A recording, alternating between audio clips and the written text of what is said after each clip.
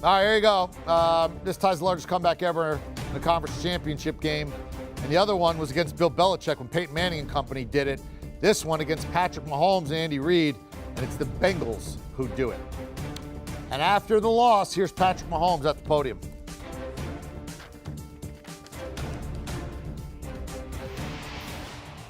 Less than that is not success.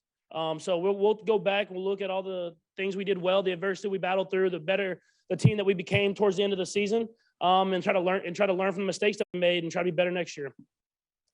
Next to Herbie Teope. Go ahead, Herbie. Patrick, you mentioned some of the mistakes you're trying to learn from. What do you think went behind some of the struggles in that second half, especially coming off that first half where the offense seemed to be clicking on all cylinders? There's just a few misreads here and there. There was guys that were open, and I didn't hit at the right time, or I passed up on a sudden shorter that I went for something. I wanted to get something deeper down the field.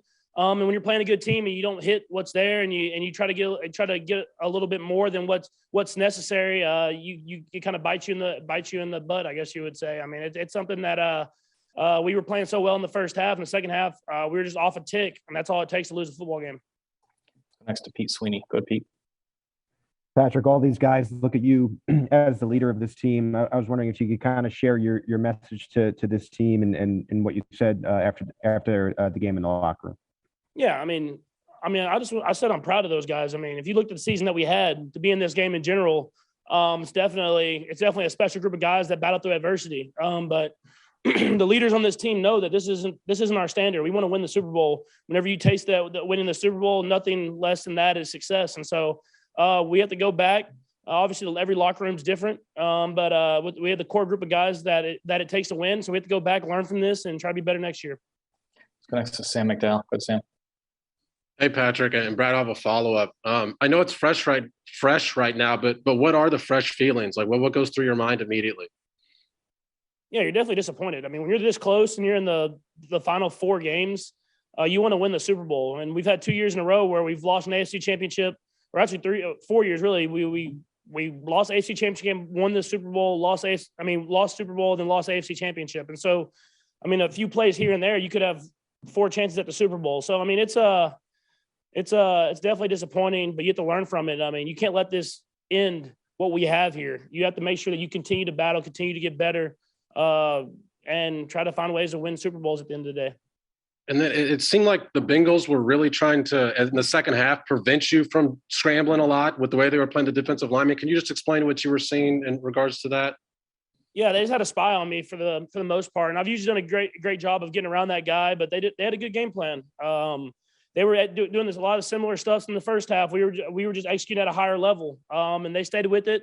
They fought. I mean, that's a good football team, but it takes a lot of fight to stay in a game whenever you're down like that. But I mean, I got to be better. I mean, when you're up 21-3 at one point in a game, you can't lose it. And I put that on myself. Let's go next to Nate Taylor. Go ahead, Nate. Patrick, I have 2 questions. Just what did you see on the interception? And given your success scrambling in the red zone in the first half, was there anything that you just saw differently from the Bengals when you had those opportunities late in the fourth quarter?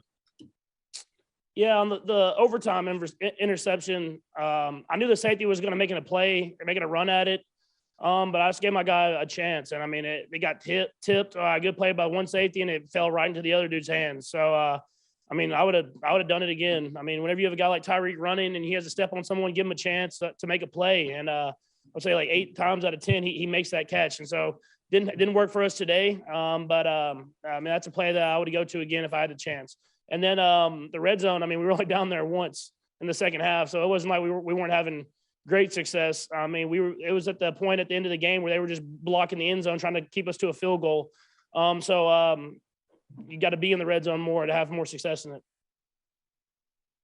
Let's go next to Todd Palmer. Go ahead, Todd. Patrick, I know, it's weird to celebrate milestones in a game like this, but I did want to ask about Travis Kelce. He's now tied for 3rd most postseason touchdowns in NFL history, one of only 3 guys with 100 catches. Obviously, he was great today. Can you just talk about, how much of a safety blanket he was and how terrific he was today? Yeah, I mean, he's just a competitor, man. Obviously, he's super talented, and everybody knows that. The routes he runs, how big and athletic he is, and everything like that. but he's just a guy you want to go to battle with. He's going to fight to the very end. I mean, that's the type of dude he is. And we have guys like that all over this team. And as disappointed I am at how we performed in the second half and losing the game and everything like that, I'm proud of how the guys fought to the very end of that game, no matter how disappointing it looked there in the second half. And last to Jory Epstein. Go ahead, Jory. Patrick, you talked about how after you reach a Super Bowl, nothing else really feels the same and you know what you're missing. In light of the news that Tom Brady seems to be on his way of retiring, does it give you any different perspective of how difficult it is to get to that place? And what can you take from his career as you try and get back to that place? Yeah, I mean, his career is one of a kind. I mean, that's why he's the GOAT. I mean, to win that many Super Bowls, to be in that many games, it's hard. And I've understood that. I mean, after the years that I've had, I mean, I've been close a lot, but I've only been there twice and I've only won one. And I understand that it takes a special player, a special group of guys, a special circumstances for that to happen. And I'm just gonna try to do whatever I can to give myself a chance every year to try to get in that game and to win it. But I mean, who knows if he retires? I feel like we don't know for sure. But regardless if he does or he doesn't, he's gonna be a great football player, and he's always been a great football player in his career. Patrick, we appreciate the time. Thanks for joining us. All right, so tale of two halves for Patrick Mahomes. He was about as good as you could be in the first half. I mean, deadly accurate, whole bunch of yards, and 1, 2, 3, count them, touchdowns, and was on the verge of getting a fourth when the half ran out. Second half, he earned that 12.3 passer rating. As great as he was in the first half, he was that bad in the second half and overtime. And as a result, Chiefs going home. Do you want a sports network that delivers everything that matters about the game? The highlights, the picks, the instant analysis, no yelling, no fake debates, no politics. Hit the subscribe button and never miss a moment.